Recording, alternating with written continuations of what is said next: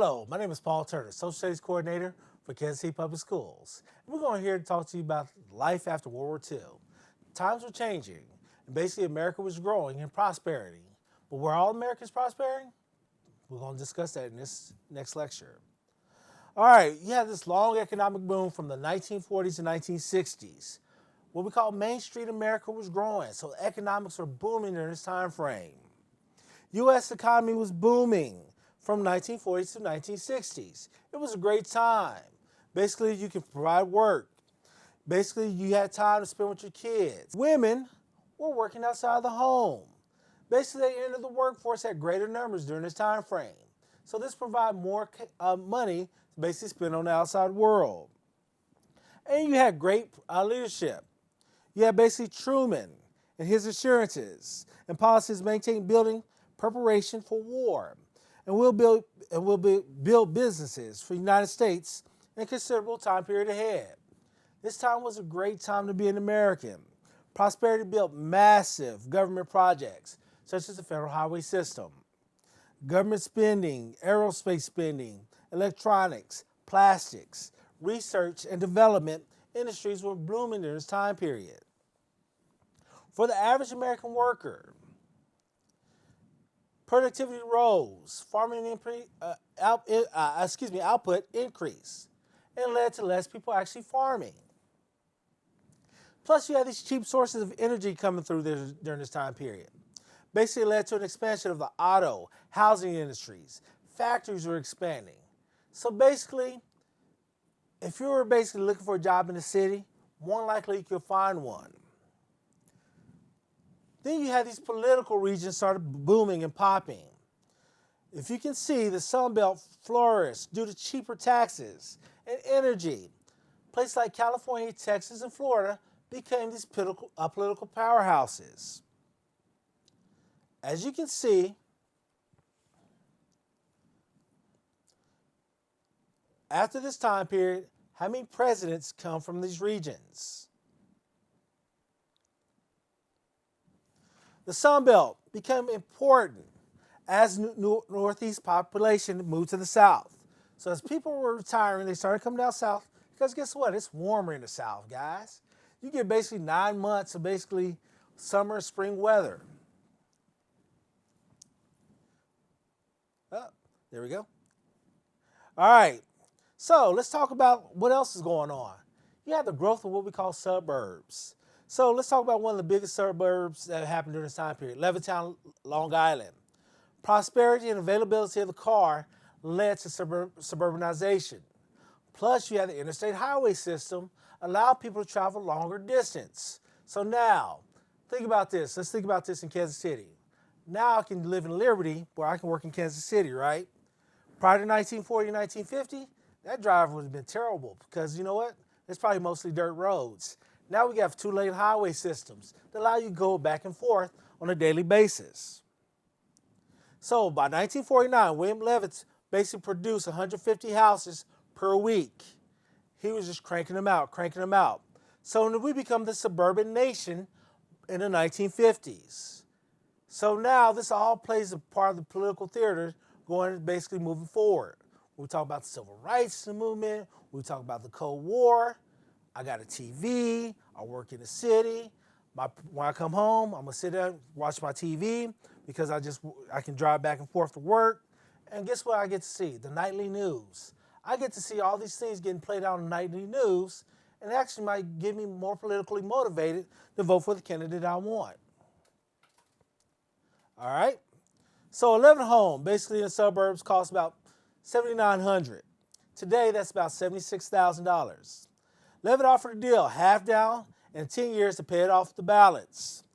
The FHA offered a 30-year mortgage, 5% down with 2% interest.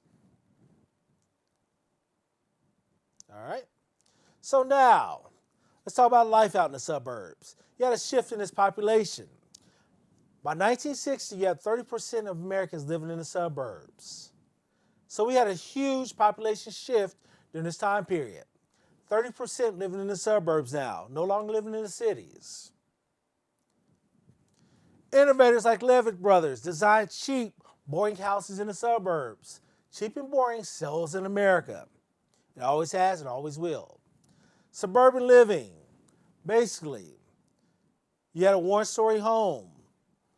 Basically 12-foot by 19-foot living room, 2 bedrooms, tiled bathrooms. You had a garage, a small backyard, and a front lawn. Again, by 1960, a third of American population lived in the suburbs. So what did that do to our cities? We have this term what we call white flight. Basically, you left a lot of the white people who lived in the cities actually shifted to the suburbs. And this left cities for the poor and African Americans. And basically, you saw this tax base shifting to the suburbs. We still deal with this issue today when we talk about funding of schools, when we talk about funding of roads. Our tax base has shifted to the suburbs. The return of the soldiers and the economic prosperity also led to what we call the baby boom. So now we have this huge population that shifted to the suburbs. They get to see the nightly news. So we're going to start seeing basically the roots of the civil rights movement. You start seeing basically these veterans returning home as they're fighting this war. You start seeing veterans fighting the Korean War. So they started coming home, wanting to use some of their VA benefits. Started seeing wanting to use basically going to school and basically getting turned away.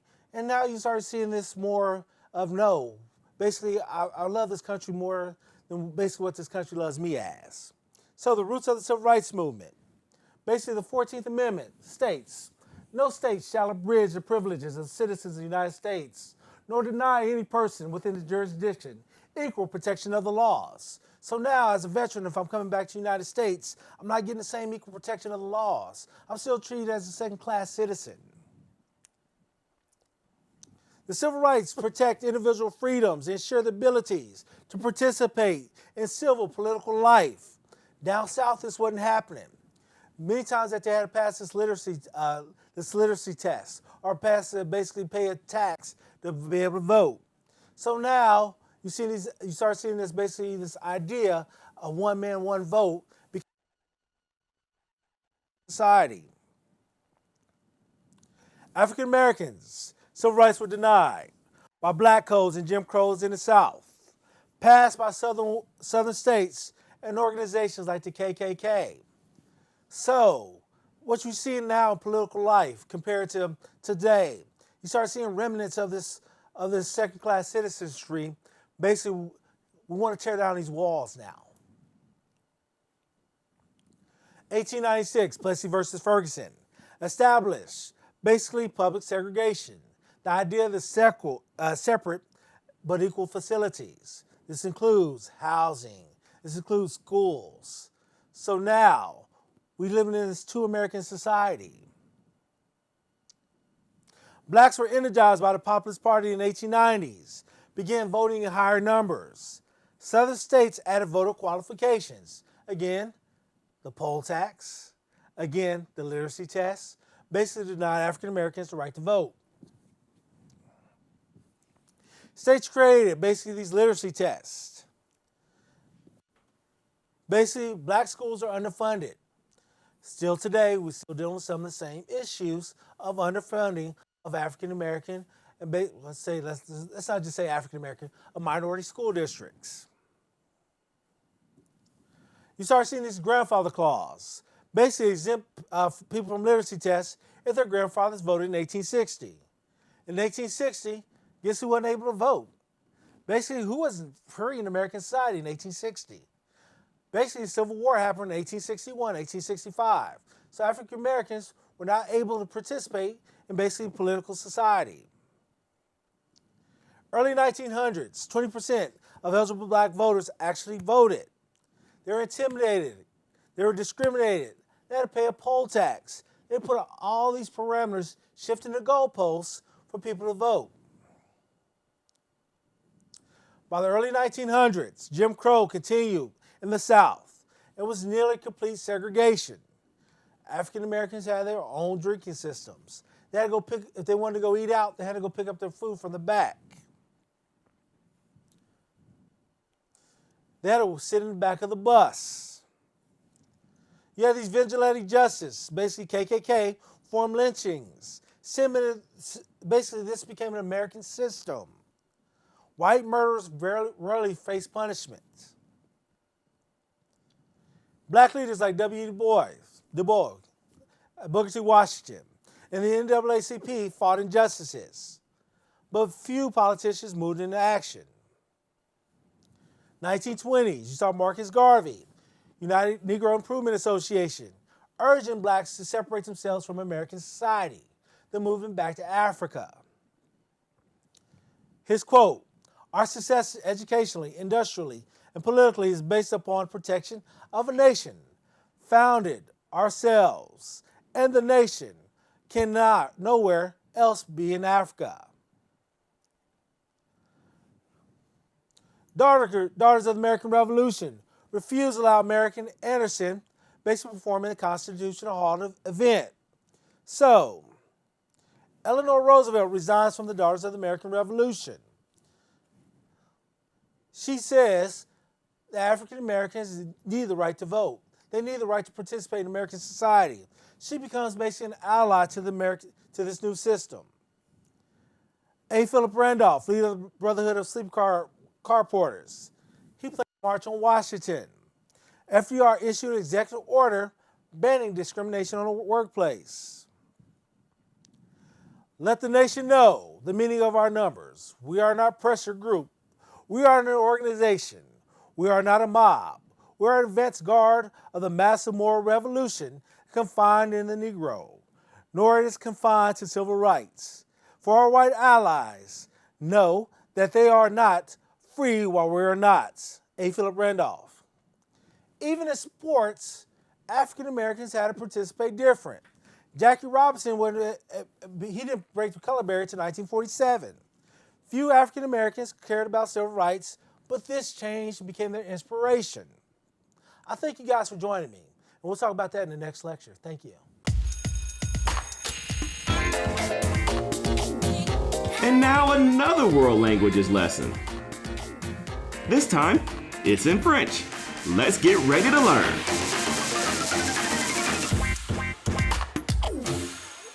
Hey, bonjour les élèves, ça va? Monsieur Vinemont ici. Je vais vous expliquer aujourd'hui comment préparer un podcast. Préparation de mon podcast. Je m'appelle Philippe Vinemont. Alors, l'objectif, the student will be able to create a short podcast in French according to their French level. They will be able to record it and publish it. Those are the standard 11C 1.38.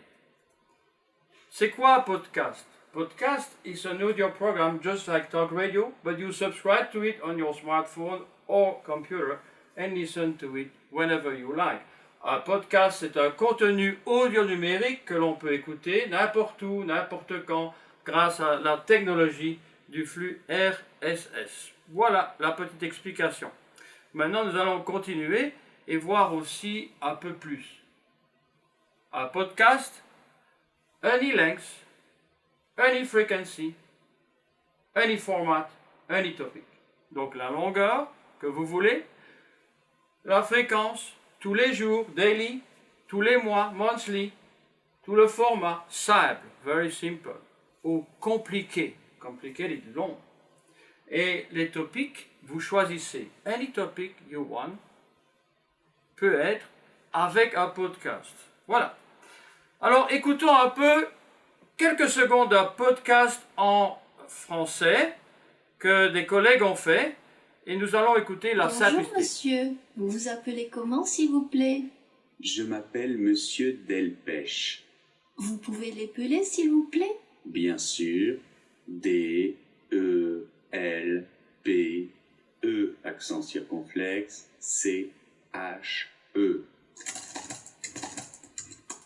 Merci. Et quel est votre prénom s'il vous plaît? Fabien.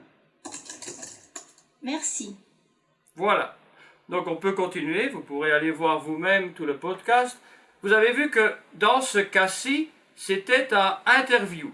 Podcast peut être un interview. Ok. Maintenant, nous allons faire notre podcast et je vais faire le mien. Et voilà. La première question que nous allons répondre, comment t'appelles-tu?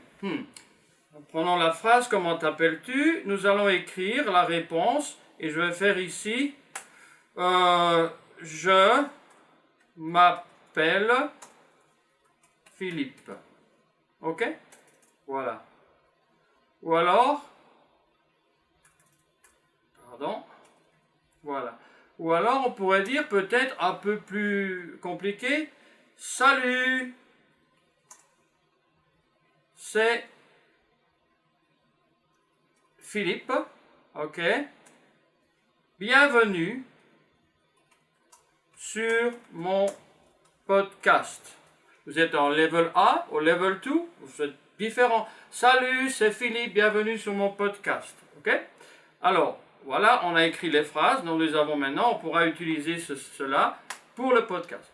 Deuxième question, quelle est ta nationalité? Nationalité, oh, ok, je sais, nationalité, je suis belge et américain. Belge et américain. Je vais écrire ma phrase, voici ma préparation, ça a du sens.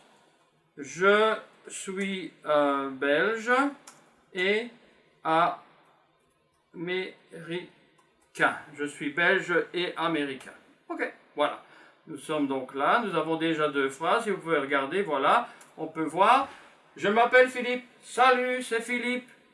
Je suis belge et américain. Nous formons des phrases. Quel âge as-tu? L'âge, ok, oh, je sais ça. L'âge as-tu, c'est moi. Quel âge est-ce que j'ai? J'ai 58 ans. Voilà. Hein? Voilà. Alors, voilà. On peut dire j'ai 58 ans. Ou alors on peut faire plus compliqué. Je suis né en 1962. Ok? Je suis né en 1962. Plus compliqué. Parfait, parfait. Nous avons déjà beaucoup de choses maintenant. J'ai 58 ans, je suis né en 1962. Nous continuons les phrases. Tu as des sœurs, des frères, des enfants. Enfants, oui. Deux garçons. Oui, j'ai deux garçons. Voilà, oui. J'ai deux garçons. Voilà. Oui. J'ai deux garçons. Léo et Loïc. Vous avez remarqué, je n'ai pas mis les accents, des accents, c'est pas grave pour l'instant, c'est un podcast. Alors, mais j'ai aussi un frère, une sœur. J'ai aussi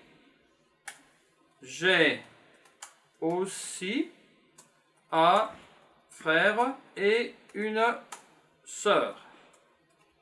Voilà, encore des phrases. C'est très intéressant. Nous avons maintenant ceci. Oui, j'ai deux garçons, Léo et Loïc.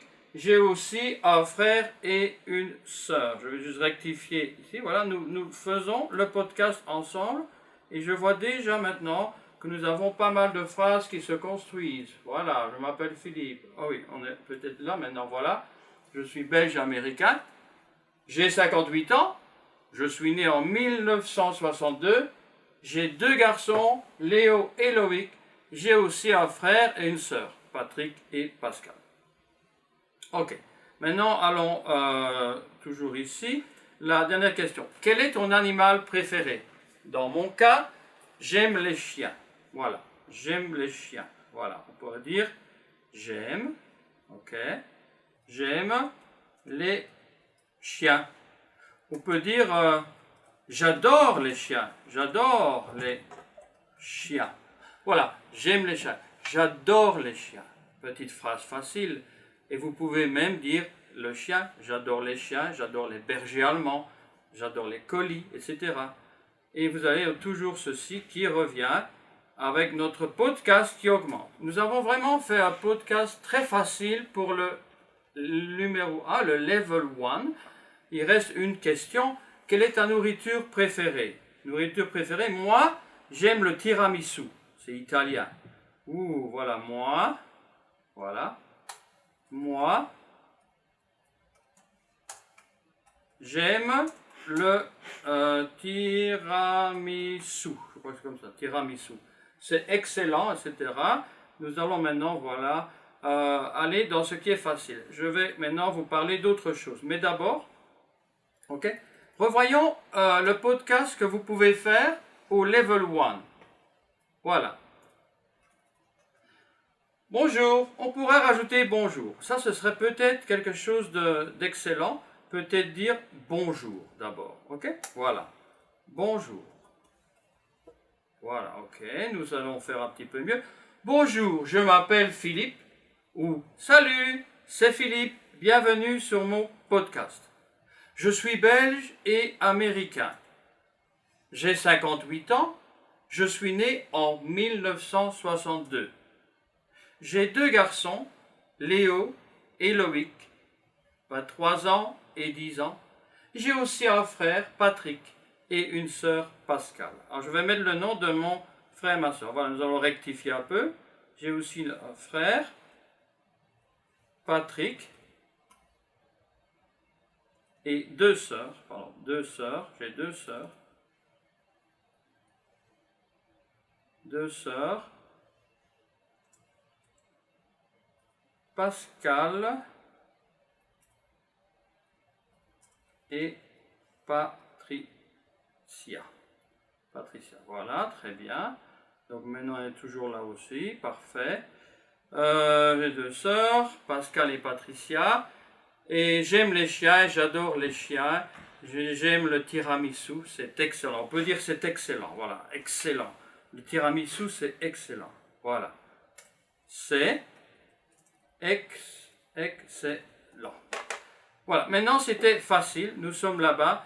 Alors maintenant nous allons aller à un autre niveau. Si vous avez fait le level 1, c'est fini pour vous, c'est bien. Maintenant nous allons aller peut-être level 2, level 3. Alors niveau 2, niveau 3. Alors, quelle est une activité que tu aimes? Moi, j'aime les montres. Alors je vais écrire, ok. J'aime acheter des montres et réparer des montres, ok. J'aime acheter des montres et les modifier et parfois les réparer. Voilà, les réparer. Donc nous allons maintenant parler de moi, de mon hobby, de mon activité. J'aime bien les montres. Et voilà, regardez, je ne vais pas vous mentir, j'aime bien de porter des montres qui sont assez intéressantes. J'ai apporté quelques montres pour que vous voyez un peu, une petite partie de ma collection, voilà. Par exemple, cette montre-ci que vous allez voir ressemble très fort à la montre que vous voyez voir. Ce sont des, c'est pas une copie, mais c'est le genre. Les montres les plus belles du monde, vous avez beaucoup de noms français. FP Journe, okay, Richard Mille, Patek Philippe, voilà Patek Philippe, vous avez la Rolex bien entendu, ok. Vous avez bien sûr Audemars Piguet, ok, c'est un nom français, Audemars Piguet. Et alors, le FP Journe est ici. Ça, c'est la Patek Philippe, qui est très connue, la Rolex. Et là, c'est la Vacheron Constantin. Voilà, moi, je vous montre quelques articles de mes collections, ok. On peut avoir des petites montres ou des grandes montres. Et nous allons, voilà, j'ai ici des montres très grandes, qui font très grosses au niveau de la main. Voilà, on peut regarder comme ça. Une autre montre aussi, qui ne sont pas des montres chères. Voilà une montre très classique, voilà, que j'aime beaucoup. Voilà, nous avons des montres, voilà, qui sont très classiques, avec un costume, etc. Et peut-être encore une dernière, qui ressemble à la Rolex. Ce n'est pas une Rolex, mais c'est une de mes préférées, voilà. C'est ce qu'on appelle la Rolex. Voilà, avec l'écran vert que vous pouvez voir ici. Je ne sais pas si vous voyez bien, voilà. Et alors, c'est pour vous montrer que j'ai une passion pour les montres. Et je répare parfois, etc. Alors, voilà, j'ai écrit une petite chose pour mon podcast maintenant. Voilà, j'ai écrit ceci. Les montres de qualité peuvent être très chères. Elles peuvent coûter plus cher qu'une voiture. J'aime collectionner les montres, mais je ne peux pas acheter les montres chères. Alors, je collectionne les montres bon marché. J'aime regarder des vidéos qui parlent de montres de qualité et ça me fait rêver. J'ai un petit kit de réparation de montres et je sais changer les piles et modifier les bracelets. J'essaie de faire de petites réparations, mais c'est difficile. Voilà, j'ai fait donc mon podcast et je vais vous demander, comme travail, de faire votre propre podcast en utilisant le link qui s'appelle Anchor. Voilà, vous allez avoir le link, vous allez aller sur Anchor. Je vais maintenant utiliser ce lien ici, voilà, pour faire mon podcast et je vais faire un nouvel épisode de mon podcast. Voilà, je vais commencer à voilà, pouvoir enregistrer, record, et je peux toujours sauver, save épisode, et alors ce sera publié sur mon podcast. Voilà, si je fais une faute, je peux toujours à ce moment alors modifier, continuer. Voilà, nous allons maintenant faire le podcast et nous aurons fini la leçon. Je vais vous montrer comment moi je vais faire mon podcast. Je vais commencer à cette slide-ci et nous allons parler. Attention, enregistrement, tout le monde se tait, ok? Attention, on va faire le record. Bonjour, je m'appelle Philippe. Hey, salut! Hey, c'est Philippe, bienvenue sur mon podcast. Vous savez, je suis belge et américain. J'ai 58 ans, c'est-à-dire que je suis né en 1962. Oui, j'ai 2 garçons. J'ai un garçon qui s'appelle Léo, il a 23 ans, et un garçon qui s'appelle Loïc, il n'a que 10 ans. J'ai aussi un frère Patrick et 2 sœurs Pascal et Patricia. Mon animal préféré, c'est le chien. J'aime le chien, les chiens. J'adore les chiens. Et voilà, maintenant aussi, ma nourriture préférée, c'est le tiramisu, parce que c'est excellent. J'adore le tiramisu aussi. Lorsque l'on parle d'une activité que j'aime ou d'un hobby, d'une expérience, d'une spécialité, j'aime vraiment acheter des montres et les modifier et parfois les réparer. Par exemple, il y a des montres qui m'attirent, des montres très chères comme FP Journe, Richard Mille, Patek Philippe, Vacheron, Rolex, etc. Mais voilà, lorsqu'on doit parler des montres, ça peut être très cher. Les montres de qualité peuvent être très très chères. Elles peuvent coûter plus cher qu'une voiture, plus cher qu'une Ferrari. J'aime collectionner les montres, mais je ne peux pas acheter les montres chères. Alors, je collectionne des montres jolies, mais bon marché. J'aime regarder des vidéos qui parlent de montres de qualité et ça me fait rêver. J'ai un petit kit de réparation de montres et je sais changer les piles, changer et modifier les bracelets. J'essaie de faire de petites réparations aussi, mais c'est difficile. Voilà, vous savez un peu l'histoire, c'était mon podcast aujourd'hui. J'espère que vous allez aimer. À bientôt. Salut!